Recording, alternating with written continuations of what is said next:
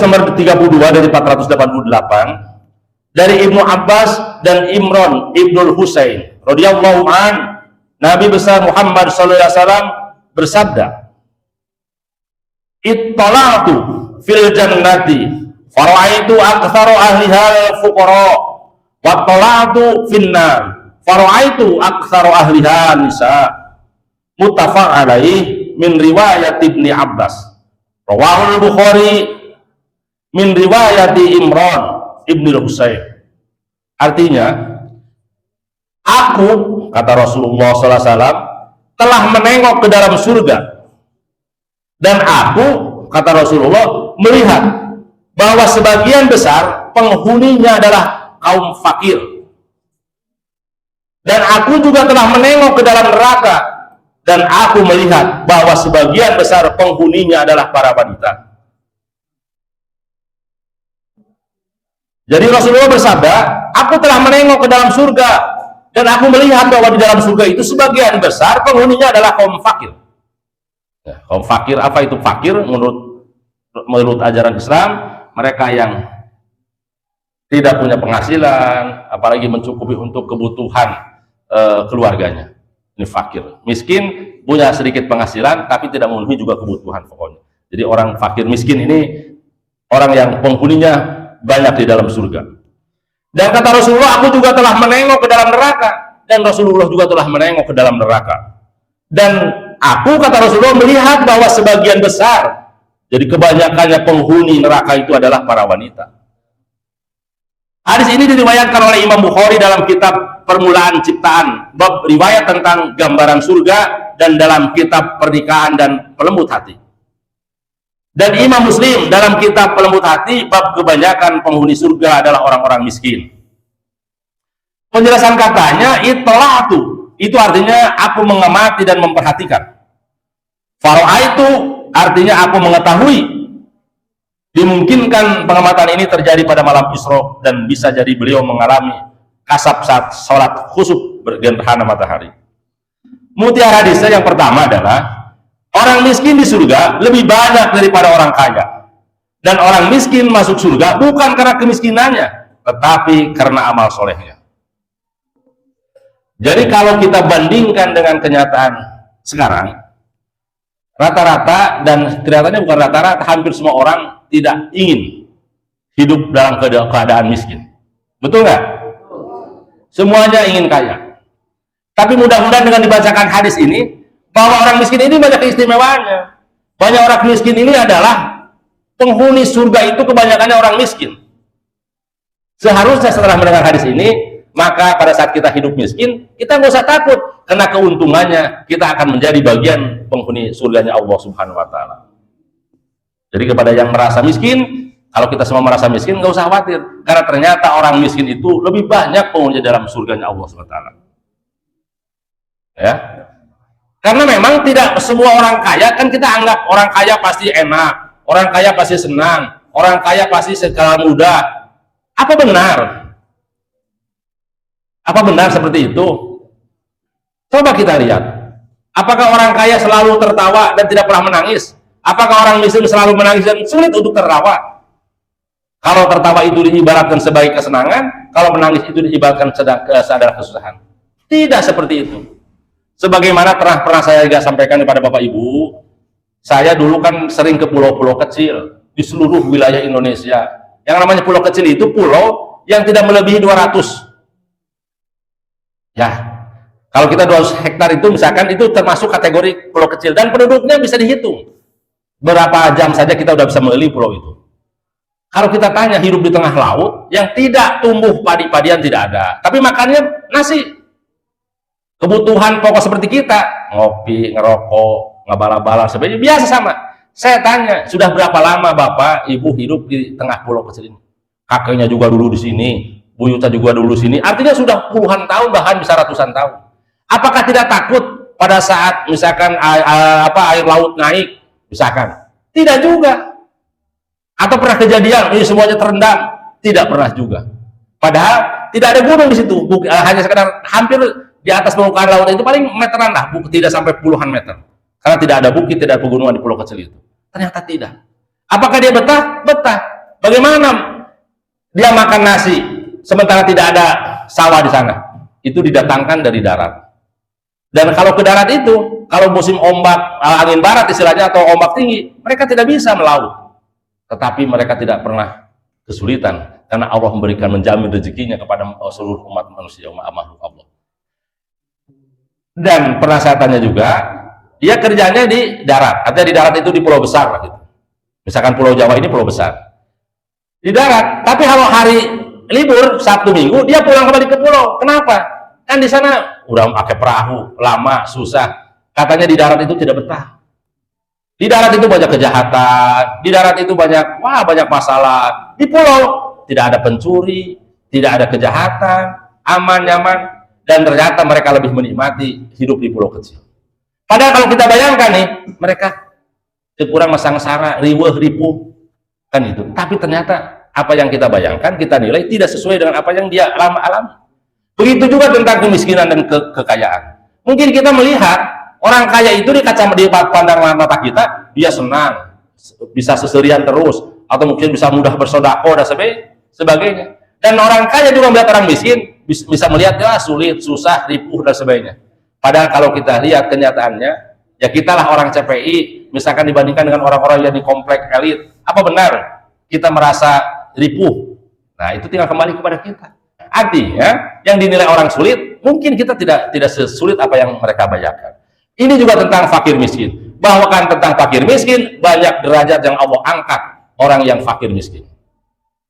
Bahkan kata Rasulullah, sungguh aku melihat di surga itu kebanyakan mereka yang miskin. Mudah-mudahan kalau kita mengakui kita miskin, mudah-mudahan kita bagian daripada ahli surganya itu. Tapi yang miskin yang seperti apa? Nah, ini pertanyaannya. Miskin, dia soleh dan soleha. Artinya walaupun miskin, dia tetap taat kepada Allah. Bukan miskin sholat tara, nanaon tara, sodako tara, mulutnya menyakitkan orang. Bukan itu. Kita manggas di dunia miskin, di yaumul akhir juga mendapatkan siksa Allah Subhanahu wa taala. Naudzubillahi min dzalik. Jadi miskin yang taat kepada Allah Subhanahu wa taala. Gitu ya. Jadi fakir miskin nggak usah khawatir, karena fakir miskin nanti akan lebih banyak yang menghuni surga Allah Subhanahu wa taala. Yang kedua,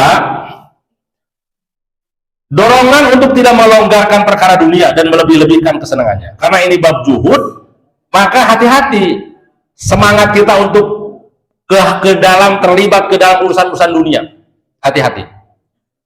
Karena kecenderungannya, beberapa kali sampaikan, orang yang banyak duit, orang yang kaya raya, kecenderungannya satu, orang kaya itu sombong. Kecenderungannya. Sedikit orang yang kaya raya, tapi dia baik hati, lembut, sedikit. Kecenderungan karena berubah duit, sombong. Kecenderungannya banyak uang atau kaya raya, inginnya dihargai terus, hanya dihormat terus, tapi enggan menghormati yang lebih kecil. Kecenderungannya begitu. Orang yang kaya raya juga kecenderungannya lebih sibuk jalan-jalan. Sabtu minggu ini reka mana, ayah libur panjang kira-kira urang ke mana, lamun makan di mana, kan gitu. Karena kecenderungan obat duit. Jadi pikir-pikir untuk ibadah itu begitu. Saya sudah sampaikan juga umroh, haji, nyicil mobil ratusan juta, mana ayah ini mobil 100 juta, mobil sekarang hampir rata-rata di atas 150 juta. Nyicil, padahal haji akhirnya kan 59 juta. Kesanggupan nyicil haji mah. Tapi untuk mobil mah wanian, ngadak-ngadak juri wani. Gitu. Nah, ini hadis ini katakan dorongan untuk tidak melonggarkan perkara dunia. Nah, ini kan dorongan dari dorong dunia mah begitu, semangat. Tapi untuk umroh mah ngadalil terus. Ngadalil can mampu, budak masih sekolah lalu tikene, budak kuliah can ngawinkeun imah omeaneun terus begitu. Terus akhirnya mah henteu we teh mau teh henteu. Gitu. Nah, itu dorongan dunia. Urusan dunia mah luar biasa semangatnya. Urusan pakai akhirat, ini bab zuhud nih. Urusan untuk akhiratnya kita menganggap remeh, menganggap kecil. Itu dorongan untuk tidak melonggarkan perkara dunia. Jadi untuk perkara dunia kita harus kendalikan, Mbak. Jadi untuk urusan dunia terus diantar terus, jangan, kita kendalikan. Karena kecenderungannya dunia itu mendorong ke arah hawa nafsu, dan nafsu itu adalah produk setan. Jadi ini akan lari kita. Saya sudah beberapa kali sampaikan, kalau sudah urusan akhirat berat itu. Padahal Allah janjikan barang siapa orang yang mendahulukan kepentingan akhirat, maka dunianya dijamin oleh Allah Subhanahu wa taala. Dan siapa orang yang mendahulukan dunia, maka akhiratnya dia akan ketinggalan. Ya, nu dagang, nu bisnis, tetap salat tong tinggalin. Tong pedah keur dagang, keur laladang kagok ieu piduiteun adan ladang kene. Komat ladang kene, akhirnya telat. Saya dengan Abah pernah dipermalukan. Ngomean jam aneh bah, jam ini nih, jam kayak gini, jam ABC yang melayaninya Cina. Pas adan duhur, keur di layanan transaksi adan, eureun, Pak, ini adan, kita sholat dulu ke masjid dulu. Saya dengan Abah dengan berapa bertiga waktu itu, malu gitu. Mereka bisa begitu, eureun ngaladanan eureun, akhirnya kita ikut dengan dia ke masjid. Masjidnya ternyata masjid di pos giro yang jalan dalam kaum itu. Ada masjid di belakang itu. Kita sholat dulu di situ, udah gitu baru balik lagi, baru dilayani lagi. Begitu. Cina yang dia sudah masuk muslim. Urang nu Islam sejak lahir. Laladang mentak ieu hareup masjid, diusahakeun mah ya diusahakan, disarankan ya pas adan stop layanan. Nah. Ya ini saran saja, tidak mudah memang, karena ini akhirat nanti yang kita hadapi. Ya. Terus yang ketiga, dorongan kepada kaum wanita untuk beramal soleh agar mereka memelihara diri mereka dari siksa neraka. Ini untuk wanita. Hati-hati. Setelah saya lihat-lihat juga di hadis lain, keterangan lain, kenapa wanita lebih banyak di dalam neraka? Ini pertanyaannya. Ternyata kalau memang ini kan tentang klasifikasi jenis kelamin, laki-laki, perempuan. Berarti hal yang secara lahiriah hanya ada di wanita, yang tidak dimiliki laki-laki, atau yang dominan perilaku itu ada di wanita dan tidak dimiliki oleh laki-laki. Apa itu? Ternyata salah satunya aurat. Awas. Menutup aurat itu hukumnya wajib.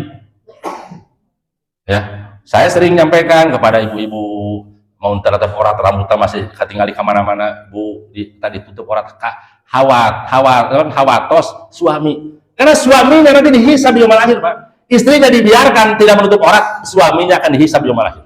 Awas, hati-hati, bapak-bapak yang istrinya masih tidak menutup aurat, hati-hati, jangan dibiarkan.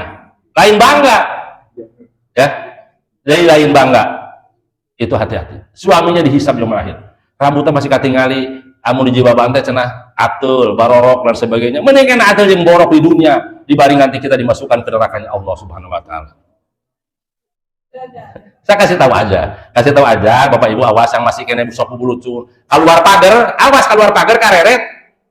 Teu naon, teu make jilbab, dak pada sakedeung yang mau naon. Kepala tetangga mah apal kareret. Hati-hati. Abi ge bare keluar pagar sok luak lieu heula bisa tetangga ninggalieun. Hati-hati. Ini ternyata yang membuat kita masuk neraka perempuan itu adalah salah satunya aurat. Nutup aurat teh Bu, lain sekedar ditutup, lamun tutup buah dada masih katingali karena ngesetrit.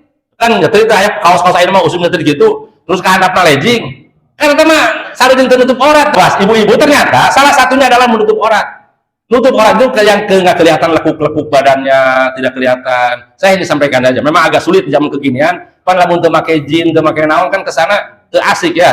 Nah, kesana teu kelihatan kecantikannya atau keindahannya. Pada keindahannya dinikmati oleh orang lain, maka itu menjadi durhaka kepada Allah Subhanahu wa taala. Ternyata salah satunya adalah itu. Hati-hati. Bersolek, awas, hati-hati bersolek. Perempuan ini kan ingin selalu kelihatan cantik. Cantik untuk siapa? Kalau di rumah cenderung pakai baju tidur atau pakai naon sok ibu-ibu ngegeber daster, keluar medang dan heula.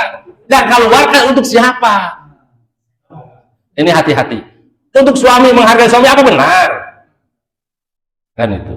Lamun masih teneh kondisinya jelas antara di rumah dengan di luar, ternyata keluar cenderung bersolek, ya, kelihatan cantik, tapi di rumahnya ternyata masih standar baju tidur atau pakai daster atau kaos pun oblong, kaos urut tidur misalkan. Itu artinya apa? Berarti kecenderungannya memang kecantikannya untuk maaf, tahu lekbong? Tahu nggak itu lekbong? Awas, orang laki-laki itu kalau lihat perempuan pakai daster, kabayang kita dasternya gitu. Kita dasternya, tong terus gitu. Kebayang, karena laki-laki itu, hayalannya kalau untuk perempuan itu luar biasa. Apalagi Pak Ustadz Karmo kalau nyampaikan bulan Ramadan, aku mau katanya. Jadi hati-hati. Ternyata satu, kenapa lah perempuan lebih banyak neraka? Salah satunya adalah aurat. Hati-hati dengan aurat kita. Aurat perempuan itu seluruh tubuh itu aurat, kecuali apa, muka dengan telapak tangan. Ya, jadi seluruhnya harus tertutup. Ini untuk aurat yang menyebabkan kaum perempuan lebih banyak di penghuni nerakanya Allah Subhanahu wa taala. Yang kedua apa lagi? Tadi berdandan. Kamu dandan, hati-hati untuk siapa? Karena perempuan berdandan itu untuk suaminya supaya kelihatan menarik. Kan salah satu ciri istri soleh itu kan ada 5, ini pernah dibaca nih di Riyadhus Shalihin. Salah satunya kalau dipandang oleh suaminya tenang, menarik. Kira-kira ibu pernah harus ke suami, Pak, bapak memandang abdi kita kumani lain lagi. Itu taroskan dia, Pak. Lalu masih biasa aja, perbaiki di dapur, germasak dipandang ku caroke, tong teu katingali, aduh, ningali lagi ripuh kieu. Jangan, kudu katingali tetap dalam kondisi yang cantik, yang menarik. Itu istri yang soleha.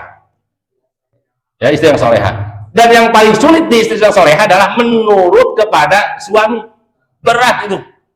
Komo kuliahna bareng, seangkatan, salihting, penghasilannya sarua, lebih berat.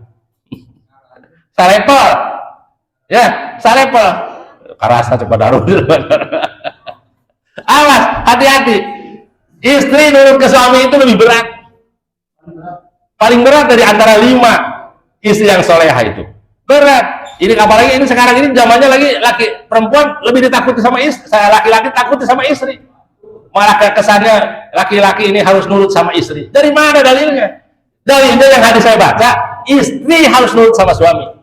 Karena suami mempertanggungjawabkan dosa istri, istri tidak mempertanggungjawabkan dosa suami. Tidak.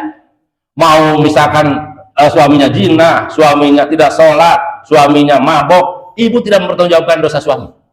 Silahkan Bapak Ibu lihat, juga tanyakan kepada kiai ustadz lain dan cari hadisnya, tidak mempertanggungjawabkan dosa-dosa suami, tapi suami mempertanggungjawabkan dosa-dosa istri. Hati-hati. Makanya dalilnya adalah istri menurut kepada suami. Jadi jangan bangga kalau suami menurut ke istri, jangan bangga, oh tuh suami saya mah kumacek saya, suami saya menurut ke saya. Dari mana dasarnya? Dari mana dalilnya? Perempuan-perempuan ini karena ini tentang perempuan yang lebih banyak di nerakanya Allah SWT. Hati-hati. Jadi ibu yang paling mudah masuk surga di dalam hadis yang lain adalah ibu-ibu perempuan yang sudah menikah. Kenapa? Kalau meninggal dunia, suaminya ridho terhadap kita, terhadap istri, maka dia menjadi ahli surganya Allah SWT. Hadis lain begitu. Cuman sekarang tanya suami-suami ibu, ridho nggak terhadap ibu? Tanya. Nanti di rumah yang masih bersuami tanya suaminya, Bapak ridho untuk abdi, tapi awas jangan intimidasi. Dalam keadaan ikhlas, suaminya juga berbicara jujur. Jadi ridho nggak terhadap istrinya. Jadi ibu kalau meninggal dunia, suami dalam keadaan ridho, ya, ridho terhadap seluruh pelayanannya, memaafkan seluruh kesalahan khilafannya, ridho terhadap kita, maka kita meninggal dalam keadaan ridho Allah Subhanahu wa taala. Itu hadis yang lain. Mudah untuk perempuan yang sudah memiliki suami meninggal dalam keadaan ridho suami, insya Allah bapak ibu termasuk ahli surga Allah. Tapi ingat, ridho suami juga bukan berarti ibunya boleh nggak sholat sebaiknya. Ada standarnya, tetap ibu beragama Islam, ibu melaksanakan sholat, melaksanakan ibadah puasa dan ibadah-ibadah rukun Islam lain, dan selanjutnya ridho suami, maka ibu menjadi ahli surga. Makanya kenapa menurut ke suami paling berat? Karena tadi untuk mendapatkan ridho suami itu tidak mudah. Nah ini untuk kenapa perempuan lebih banyak di neraka. Ini ada beberapa hal yang tadi saya sampaikan, yang saya baca, yang saya lihat, saya pelajari hadisnya tentang kenapa kaum perempuan lebih banyak di nerakanya Allah SWT. Mudah-mudahan untuk jemaah Iwan tidak menjadi bagian yang ada di nerakanya Allah SWT, tapi justru menjadi ahli surganya Allah SWT. Kita berharap, tentu kita terus meningkatkan amal ibadah kita, dan saya terlalu berharap juga kepada Bapak Ibu semuanya, setelah mendengar, mengetahui hadis yang dibacakan, selanjutnya memperbaiki, kalaupun selama ini ada hal yang berlawanan atau bertentangan dengan hadis Rasulullah SAW. Mudah-mudahan begitu. Kalaupun ada kesalahan, kehilapan, dan kesalahan dalam mencontohkan itu karena kebodohan saya, kesalahan saya, kelemahan saya. Yang benar tentu hanya milik Allah Subhanahu wa taala. Wallahu a'lam bishawab. Mudah-mudahan sekali lagi kita senantiasa mendapatkan hidayah Allah, dan mudah-mudahan kita ada dalam ridho Allah Subhanahu wa taala. Mari kita tutup pengajian Riyadhus Shalihin ini. Mudah-mudahan ada hikmah manfaatnya dengan doa yang majlis.